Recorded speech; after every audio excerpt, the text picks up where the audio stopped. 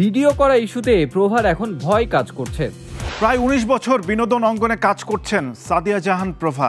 এতদিন পর নতুন এক পরিচয়ে হাজির তিনি এখন certified bridal makeup and hair artist. সম্প্রতি দেশে ফিরেই জানালেন এক দুশ্চিন্তা, আতঙ্কের কথা। জানবো বিস্তারিত।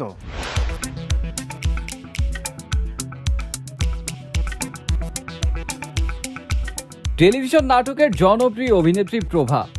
Makeup room, shooting, set, light, camera, অ্যাকশনে কেটেছে প্রভার জীবনের অনেকটা সময়। ইদানিং অবশ্য অভিনয় অনেকটাই কমিয়ে দিয়েছেন, আছেন আমেরিকাতে।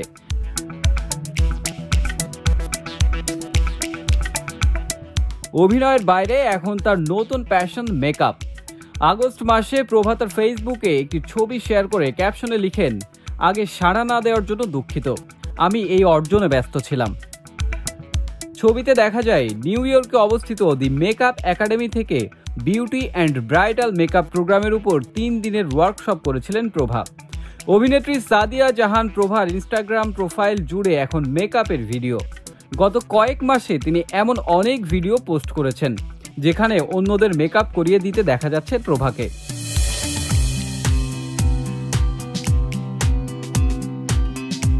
এতদিন শুটিং সেটে মেকআপ শিল্পীদের তুলিতে চরিত্র হয়ে উঠতেন প্রভা। এবার নিজেই নিয়েছেন সেই দায়িত্ব। মেকআপ আর্টিস্ট হিসেবে নিজেকে প্রতিষ্ঠিত করেছেন এই অভিনেত্রী। প্রশিক্ষণ নিয়েছেন যুক্তরাষ্ট্রের দ্য মেকআপ একাডেমি থেকে।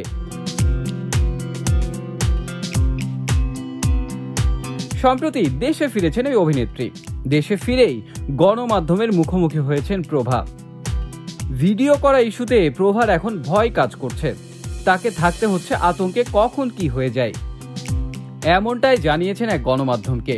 সেখানে তিনি বলেন, সাম্প্রতিক সময়ে শুটিংয়ে প্রচুর জনসমাগম ঘটে। প্রযোজক বা শুটিংয়ের কারো আত্মীয়, ওর বন্ধু আসেন। শুটিং দেখার দর্শক তো আছেনই। শুটিং করতে গেলে তারা সবাই ভিডিও করেন। দেখা যায় শুটিংয়ে অপ্রস্তুত কোনো একটি ভিডিও কেউ ধারণ করে ইউটিউব ভিডিও, রিল, শর্টস বানাচ্ছেন। আমার কাছে এগুলো অস্বস্তিকর মনে হয়। এখন শুটিংয়ে আতঙ্কে থাকতে হয়, দুশ্চিন্তায় থাকতে হয়, দূর থেকে কেউ ভিডিও করছে কিনা এসব নিয়ে।